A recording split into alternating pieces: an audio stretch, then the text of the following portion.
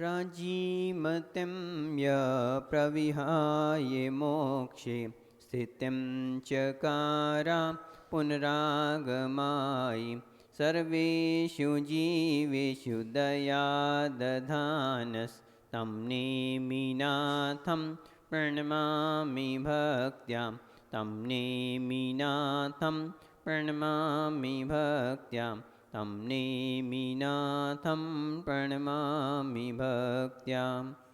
गुरु अर्हत् गुरु सिद्ध गुरुराचार्य पाठकः गुरु साक्षात् परं साधु तस्मै श्री गुरवे नमः। तस्मै श्री गुरवे नमः। तस्मै श्री विराग गुरवे नमः। नमः श्रीवर्धमानाय निर्धूतकलिलात्मने सालोकानां त्रिलोकानां यद्विद्यादर्पणायते यद्विद्यादर्पणायते यद्विद्यादर्पणायते। यवली अनंतानंत सिद्ध परमेश्वरी भगवान की, यवली 24 तीर्थंकर भगवान की, देवादिदेव श्री आदिनाथ भगवान की, देवादिदेव श्री वासुपूज्य भगवान की, शांतिनाथ भगवान की, चिंतामणि पाशनाथ भगवान की, यबली वर्तमान शासन नायक महावीर भगवान की, यबली परम पूज्य आचार्य श्री समंतभद्र मुनिराज की, वात्सल्य दिवाकर आचार्य श्री विमल सागर जी महामुनिराज की, तपस्वी सम्राट आचार्य श्री सन्मति सागर जी महामुनिराज की, यबली परम पूज्य मम दीक्षा प्रदाता गणाचार्य गुरु 108 विराग सागर जी महामुनिराज की, यबलिए पट्टाचार्य श्री विशुद्ध सागर जी महामुनिराज की, शमनाचार्य श्री विनिश्चय सागर जी महाराज की, 3 कम 9 कण मुनिराजों की, द्वाशांगमयी जिनवानी माता की, अहिंसामयी विश्व धर्म की।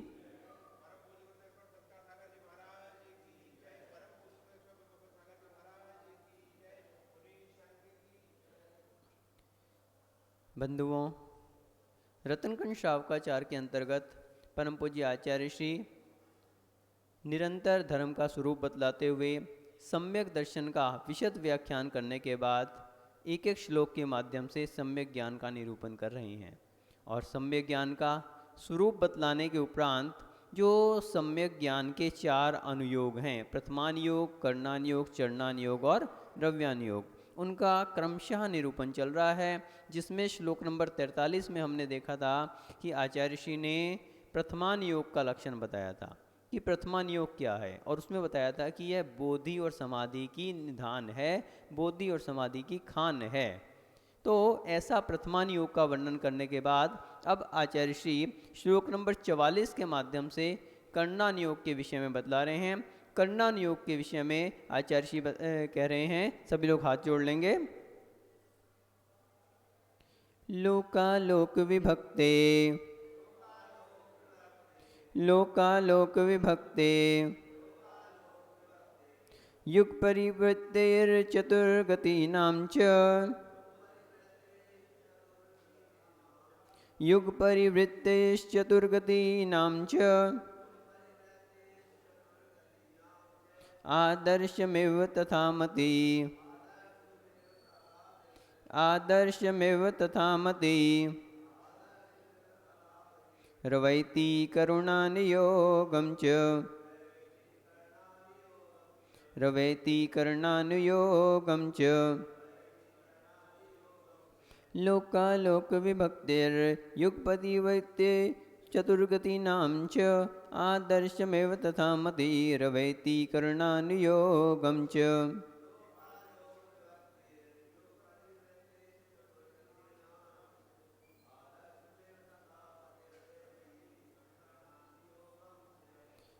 So here in shlok number 44 of Ratnakunj Shavkachar, Param Pujya Acharya Shri is telling regarding the Karnan Yoga. So what is the Karnan Yoga? So he is telling that Tathamati, that part of right knowledge, that Aveti means knows, Loka Lok Vibhakte, the division of the inner and outer world, and then Yug Parivritte, the change in the era और the age of the world.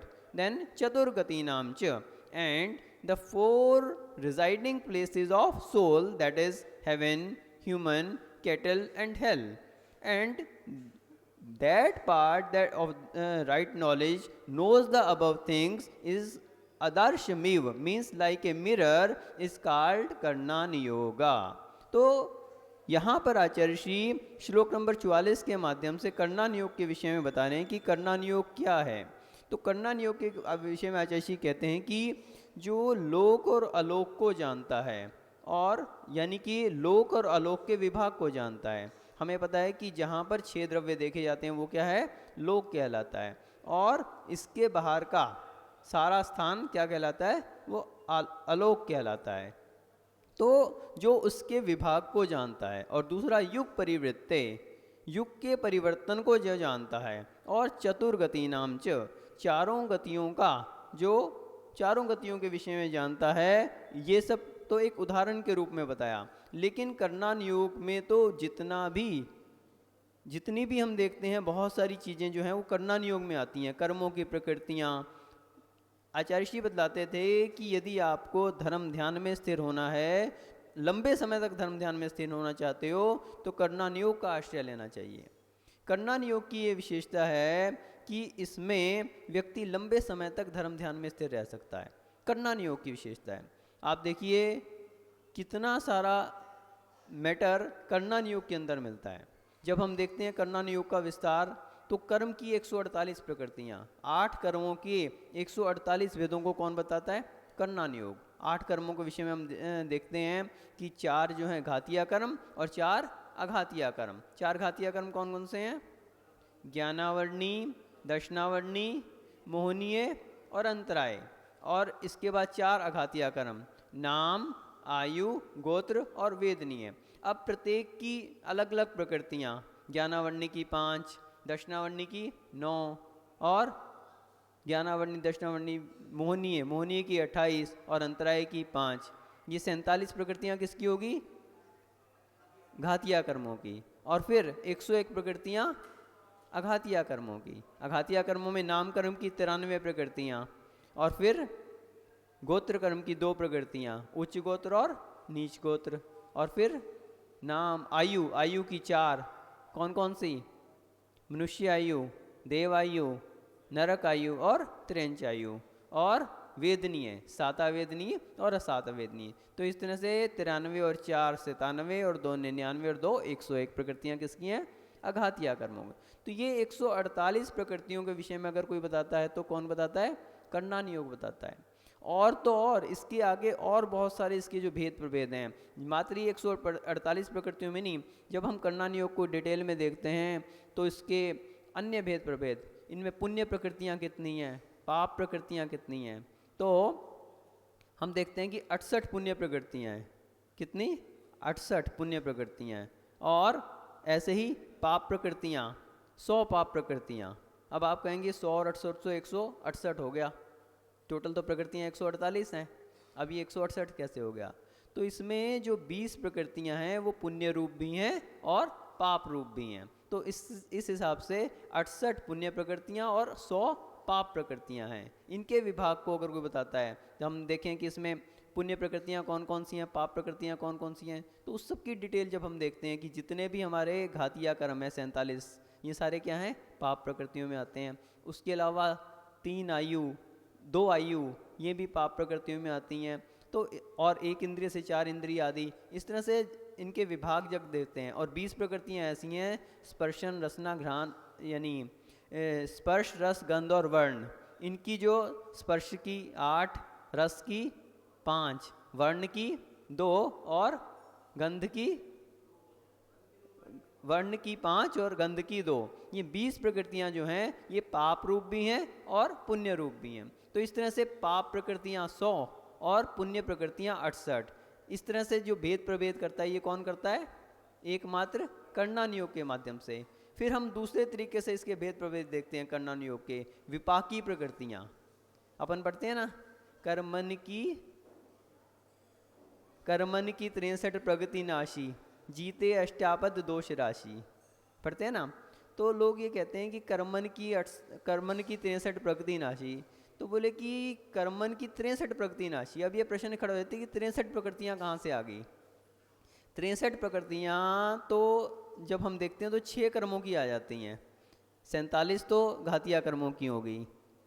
जो घातिया कर्म हैं उनकी 47 प्रकृतियाँ, और इसके अलावा 13 प्रकृतियाँ इसमें आती हैं नाम कर्म की और 3 आयु कर्म की। तो इस तरह से 16, तो 47 और 16 63। तो ये 63 प्रकृतियों का जब हम विभाग देखते हैं तो इसमें 6 कर्म आ गए, 4 तो घातिया कर्म आ गए, ज्ञानावर्णी, दशनावर्णी, मोहनी और अंतराय, इनकी सारी प्रकृतियाँ आ गई।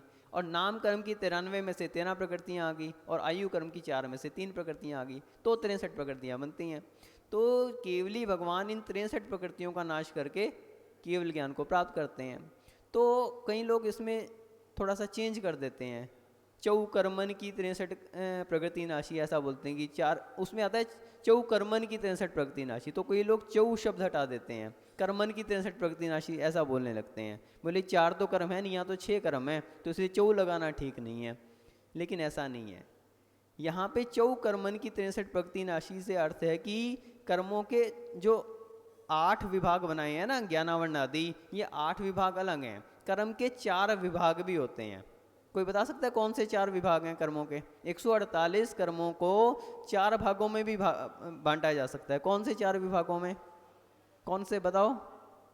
जब हम विपाकी प्रकृतियों को देखते हैं, विपाकी प्रकृतियां, तो 4 भागों में 148 प्रकृतियां बन जाती हैं। कौन कौन सी? जीव विपाकी। जीव विपाकी कितनी प्रकृतियां? 78 प्रकृतियां। जीव विपाकी कितनी प्रकृतियां?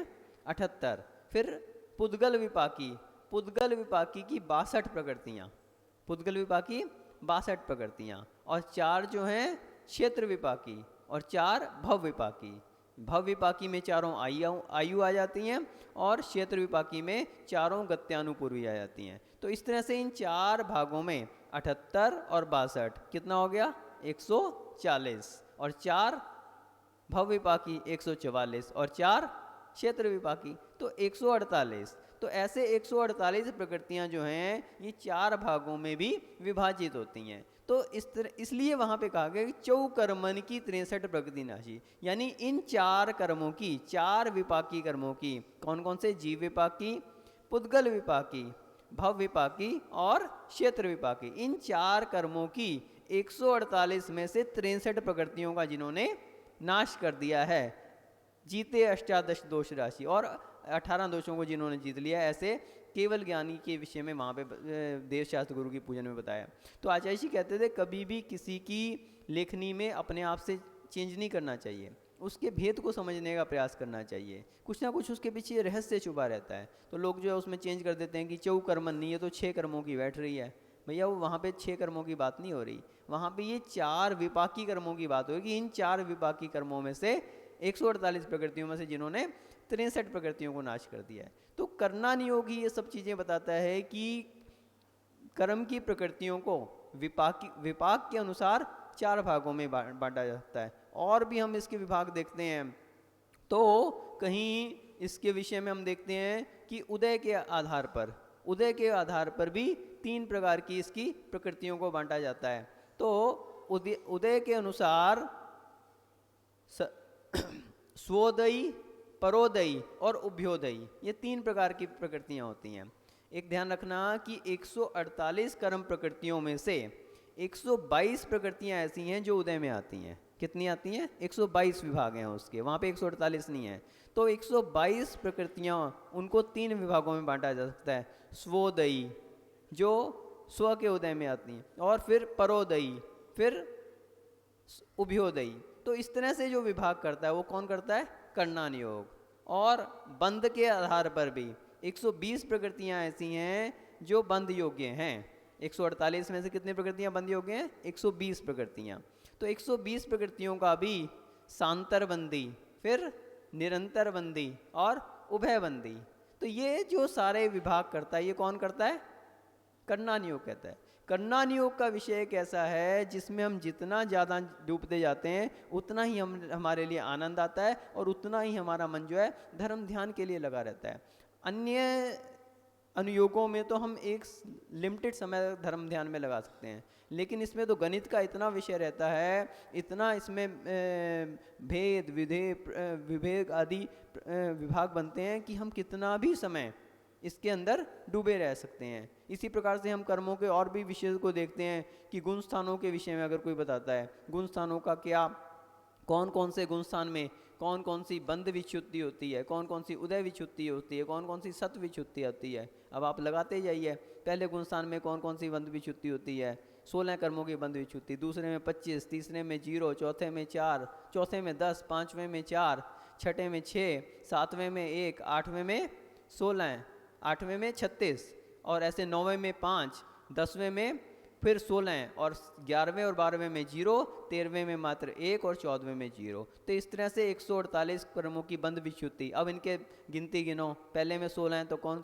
कौन सी 16 प्रकृति हैं। एक दिन हमने बताया था इस विषय में कि पहले गुणस्थान में 16 कौन कौन से कर्मों की विच्युत्ति होती है, दूसरे गुणस्थान में कौन कौन से 25 कर्मों की विच्युत्ति होती है। तो इस तरह से सम्यक दृष्टि को 41 कर्मों की विच्युत्ति हो जाती है। इसी कारण वो जब आया था ना इसका कि नरक में नहीं जाता, त्रियंच में नहीं जाता, तो उस श्लोक में हमने बतलाया था कि उसकी नरक गति की, नरक गत्यानुपूर्वी की और नरक आयु की विच्युत्ति हो चुकी है, इस कारण वो नरक में नहीं जाता। वो त्रियंच नहीं होता, क्यों नहीं होता, क्योंकि इसी त्रियंच गति की, त्रियंच गत्यानुपूर्वी की और त्रियंच आयु की विच्युत्ति हो चुकी है, इस कारण वो त्रियंच नहीं होता। वो नीच गोत्र की विच्युत्ति कर चुका है, इसलिए उच्च गोत्र वाला होता है। तो इस तरह के बहुत सारी चीज़ें जो हैं वो हमने विच्युत्ति के आधार पर बताई थी। तो ये कौन बताता है, ये एकमात्र करणान योग बताता है कि पहले गुणस्थान में कौन कौन से कर्मों की विच्युत्ति हो रही है, बंध विच्युत्ति, इसी प्रकार से उदय विच्युत्ति। तो उदय विच्युत्ति का भी प्रत्येक गुणस्थान में, पहले गुणस्थान में 5, दूसरे में 9, तीसरे में 1, इस तरह से सारे विभाग ये कौन बता रहा है, एकमात्र करणान योग। इसी तरह से उदय विच्युत्ति के विषय में देखते हैं हम, उदय विच्युत्ति में भी अलग अलग, यानी सत्व विच्युत्ति, तीसरी सत्व विच्युत्ति में भी अलग अलग तरह से आता है कि एक व्यक्ति शपक श्रेणी का आरूढ़न करता है और एक उपशम श्रेणी का आरूढ़न करता है।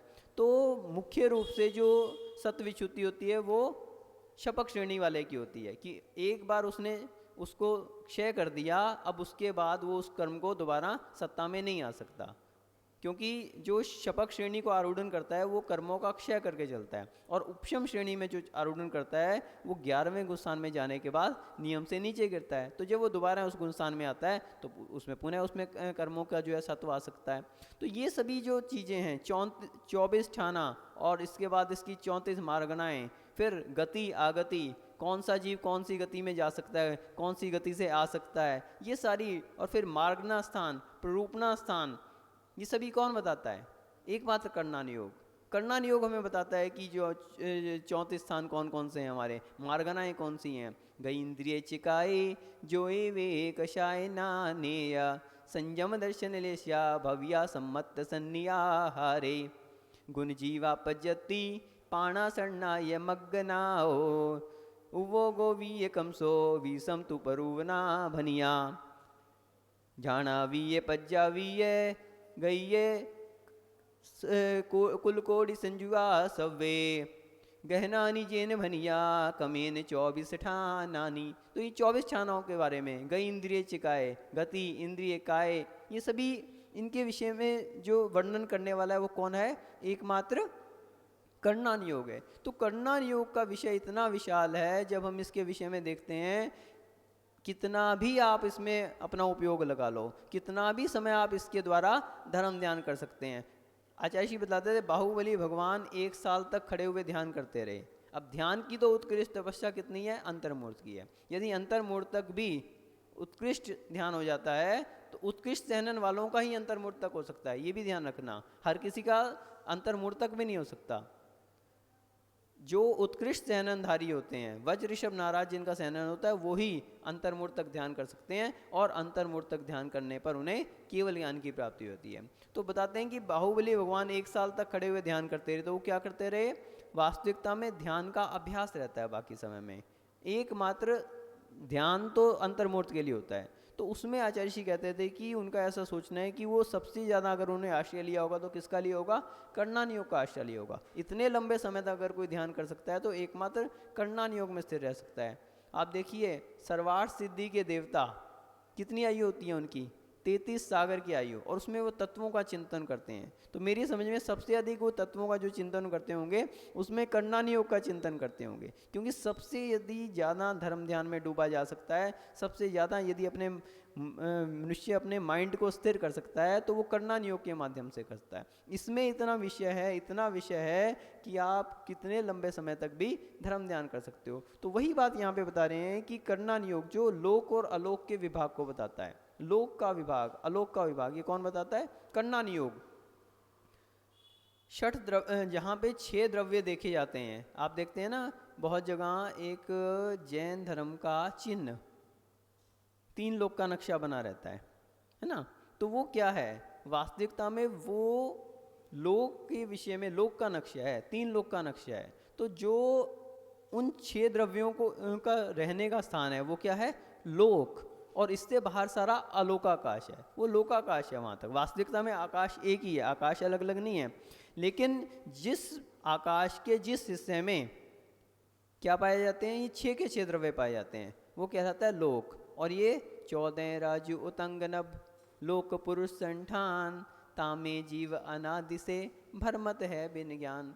तो 14 राजू जिसकी ऊंचाई है और 7 राजू जो सर्वत्र चौड़ा है, और चौड़ाई जब हम देखते हैं 1 5 1 7, यानी सबसे ऊपर 1 राजू, फिर ऊर्ध्वलोक के मध्य तक आते आते 5 राजू, फिर ऊर्ध्वलोक के नीचे हिस्से तक आते आते पुनः मध्यलोक तक आते आते 1 राजू, और फिर अधोलोक में फैलते हुए अंत में 7 राजू। तो इस तरह से इसकी चौड़ाई है। तो ऐसा क्या है, लोक है।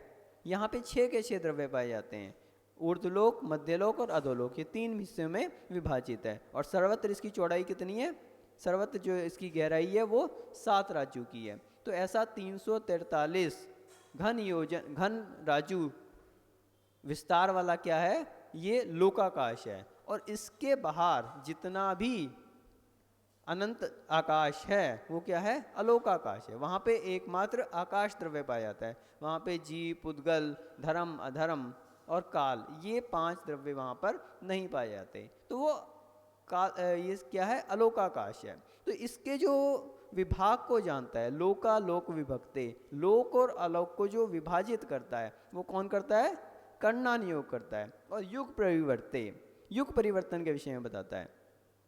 तो युग परिवर्तन के विषय में हम देखते हैं कि युग जो है काल का विभाग, काल का विभाग। यूं तो युग 5 वर्ष के पीरियड को भी युग कहते हैं, 5 वर्ष के पीरियड को भी युग कहते हैं। आचार्य श्री हमारे युग प्रतिक्रमण करवाते हैं। तो युग प्रतिक्रमण आचार्य श्री ने जयपुर में 2012 में करवाया, और 2017 में झांसी में करवाया, और 2023 में कहाँ पे कराया, विरागोदय में, विरागोदय पथरिया में उनके पंचकल्याणक और युग प्रतिक्रमण एक साथ हुआ। तो ये बहुत पुरानी परंपरा थी जो अरहत बली महाराज पहले करवाया करते थे हर 5 साल के बाद। तो 5 साल का एक युग बतलाया गया है, और 5 साल के बाद जो प्रतिक्रमण होता है उसको युग प्रतिक्रमण कहा जाता है। इसका हमारे शास्त्रों में भी उल्लेख है। तो 5 साल का एक, और उसी परंपरा को आचार्य श्री विराग सागर जी महाराज ने जीवंत किया। 2012 में उन्होंने प्रथम बार 2000 वर्ष पुरानी इस प्राचीन प्रतिमा को पुनर्जीवित करते हुए कहाँ पे, जयपुर में, जयपुर में राजस्थान की राजधानी जयपुर में उन्होंने प्रथम युग प्रतिक्रमण करवाया, और दूसरा झांसी में, और तीसरा विरागोदय का जो पंचकल्याणक हुआ था पथरिया में वहाँ पर करवाया। तो ऐसे 3 युग प्रतिक्रमण आचार्य श्री ने करवाए। लेकिन युग के विषय में जब हम देखते हैं तो युग का अर्थ यह भी है कि जो काल का विभाग करता है। 20 कोड़ा कोड़ी सागर का एक कल्प काल कहा जाता है, 20 कोड़ा कोड़ी सागर, जिसमें 10 कोड़ा कोड़ी सागर का एक उत्सर्पणी काल और 10 कोड़ा कोड़ी सागर का एक अवसर्पणी काल होता है। तो इनके विभाग को, और फिर उसके अंदर अंतर विभाग उसके देखते हैं। इन प्रत्येक उत्सर्पणी और एक प्रत्येक अवसर्पणी के 6 विभाग होते हैं। सुषमा सुषमा, सुषमा सुषमा दुष्मा, फिर दुष्मा सुषमा, फिर दुष्मा और फिर अति दुष्मा अथवा दुष्मा दुष्मा। तो ये 6 विभाग किसके हैं? अवसर्पणी के हैं। तो जैसे अभी कौन सा काल चल रहा है? 5वां काल। कौन सा? दुष्मा काल। और ऐसे ही उत्सर्पणी, उत्सर्पणी में इससे उल्टा क्रम चलता है। सबसे पहले क्या आता है? दुष्मा दुष्मा, फिर क्या आता है? दुष्मा, फिर दुष्मा सुषमा, फिर सुषमा दुष्मा, फिर सुषमा और फिर अति सुषमा अथवा सुषमा सुषमा। तो ये इस तरह से विभाग चलते हैं। तो ये जो काल का विभाग है इसे कौन बताता है? कर्णान योग बताता है। तो वही बताया यहाँ पे, युग परिवर्ते, युग के परिवर्तन को, युग के परिवर्तन को। तो जो ये युग का परिवर्तन है, काल का विभाग होता है, और उसके बाद फिर बहुत सारी वृष्टियाँ होती हैं, सुवृष्टियाँ होती हैं और खराब वृष्टियाँ होती हैं। खराब वृष्टियाँ जो क्या करती हैं? पूरे संसार को पूरा समाप्त जैसा कर देती हैं। तो उसके बाद फिर 7-7 दिन तक 7 प्रकार की सुवृष्टियाँ होती हैं, जिससे जीवन पुनर्जीवित होता है। तो ये जो युग का परिवर्तन होता है, उस समय जो युग का परिवर्तन होता है, इसके विभाग को कौन बताता है? कर्णान योग के द्वारा। और चतुर्गतिम च, चारों गतियों के विषय में। 4 गतियाँ कौन सी हैं? नरक गति, तिरंच गति, मनुष्य गति और देव गति। तो इनमें चारों गतियों में ये आत्मा अनादिकाल से परिभ्रमण करती आ रही है। तो इसका जो विभाग है ये कौन जानता है? कर्णान योग जानता है। तो बंधुओं, कर्णान योग तो एक इतना अपने आप में व्यापक विषय है कि जिसके विषय में हम कितना भी बताते जाएं, कितना भी बताते जाएं, लेकिन वो कभी समाप्त होने वाला नहीं है। इसलिए यदि आप अपने आप को धर्म ध्यान में स्थिर करना चाहते हो, यदि आप धर्म के विषय में विशेष नॉलेज लेना चाहते हो, विशेष आपके लिए जानकारी लेना चाहते हो, तो उसके लिए कर्णान योग का आश्रय लेना चाहिए। कर्णान योग के द्वारा व्यक्ति लंबे समय तक धर्म ध्यान में व्यस्त रह सकता है, क्योंकि आप यदि द्रव्यान योग का आश्रय लोगे तो एक समय सीमा तक स्थिर रह सकोगे। क्योंकि वहाँ पे क्या बात है? जीव द्रव्य की बात है, अजीव द्रव्य की बात है। उसमें व्यक्ति एक थोड़े समय तक स्थिर को चित कर सकता है। प्रथमान योग में आपके लिए महापुरुषों के चारित्र आदि का वर्णन मिलेगा, तो उसमें भी व्यक्ति एक सीमित समय तक रह सकता है। चिंतवन यदि बन सकता है, बार बार जिसके लिए चिंतवन कर सकते हैं, गणित का विषय जिसमें आता है, तो वो एकमात्र कर्णान योग में आता है। कर्णान योग के द्वारा व्यक्ति अपने माइंड की एक्सरसाइज कर सकता है, व्यायाम दे सकता है अपने माइंड को, कि उसमें बार बार उसका चिंतन कर सकता है। कर्मों की प्रकृतियाँ कितनी हैं, कौन कौन सी प्रकृतियाँ हैं, कौन से घातिया कर्म है, कौन से अघातिया कर्म है, कौन से जीव विपाकी हैं, कौन से द्रव्य अपने क्षेत्र विपाकी हैं, कौन से पुद्गल विपाकी हैं, कौन से आदि आदि, कौन कौन से पुण्य प्रकृति हैं, कौन सी पाप प्रकृतियाँ हैं। तो इनकी बार बार गिनती कर सकता है, सामायिक आदि में चिंतन का विषय बना सकता है और लंबे समय तक इसमें स्थिर रह सकता है। इसलिए यदि आप अपने आप को धर्म में स्थिर करना चाहते हैं, लंबे समय तक आप अपने माइंड को इसके लिए धर्म ध्यान में लगाए रखना चाहते हैं, तो हमें कर्णान योग का आश्रय लेना चाहिए और कर्णान योग के द्वारा अपने आप को धर्म में स्थित करके और अपने जीवन का उद्धार करना चाहिए। इसी भावना से जय बोलिए परम पूज्य गणाचार्य श्री 108 विराग सागर जी मामनी राज की जय।